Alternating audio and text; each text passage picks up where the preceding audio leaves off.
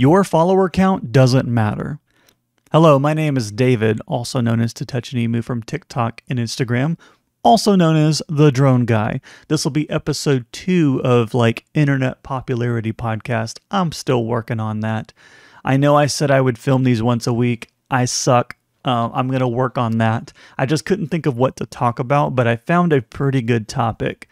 So, but anyways, I'm going to be trying my hand at some YouTube content more often. And if you like what I do, please hit subscribe, hit that thumbs up button below. It really helps me out. Okay, follower count.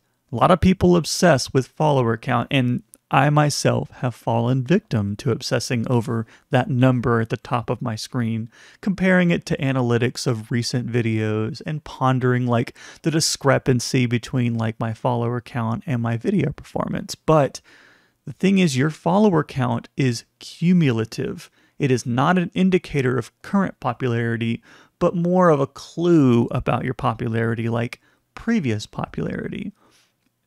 So for example, I have 9 million followers on my primary TikTok account. But what does that really mean? Does it mean that 9 million people are anxiously waiting by their phone, counting the minutes before my next post? Maybe, but considering how getting even 10% of my followers to watch a video, that's an achievement, I'd say probably not. So by cumulative, I mean it could mean a lot of things. Perhaps you've been grinding, gaining popularity for years. Or in another case, perhaps you had an explosion of popularity for a few months, which eventually faded. Can you guess which one applies to me? So we've all subscribed and followed accounts that we just never watched again. And it's not a bad thing or something to feel guilty about.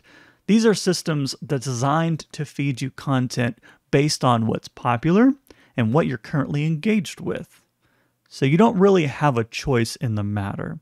Think about a popular YouTube account that was once at the top of its game, and even though their subscriber numbers are still pretty high, they're just not relevant anymore. Smosh. So like it or not, we're slaves to the algorithm. I believe follower count is an internet relic that we've kind of clung to, kind of similar to names of certain things. Think of the word cell phone. It's called a phone. It does make phone calls, but that is not the primary feature anymore. In fact, I wouldn't even consider it a secondary feature. It is an internet computer device that fits in your hand, and it also makes calls cool, I guess. So, should you just ignore follower count altogether? Not necessarily.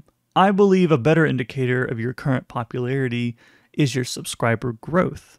So check how many new people are following you each week. Check your engagement on your most recent videos, such as the comments, likes, watch time, etc. Get a sense of how positive the comments are, and if there are critical comments, get a sense of, are they constructive and can they help guide you to a new idea? All right. That's the end of this episode. I know this is a lot shorter than my previous one, but I just wanted to quickly talk about subscriber numbers. Thank you for listening to the second episode of my Internet Popularity Podcast. I hope you're enjoying just the sound of my voice with no music or anything or effects. It's a deliberate choice I've made because I've seen some other podcasts make similar choices, and I really dug the vibe of just a guy and a microphone, and that's it. So I'm trying to go in that direction. But leave a comment if you like it. If you'd like to hear music over the podcast, leave a comment about that too. Who knows? Maybe I'll adapt and add music later. I don't know. I'm open to ideas. And also don't forget to subscribe and follow. And I will see you next time on Internet Popularity Podcast, I guess. We'll figure out some kind of cool name eventually.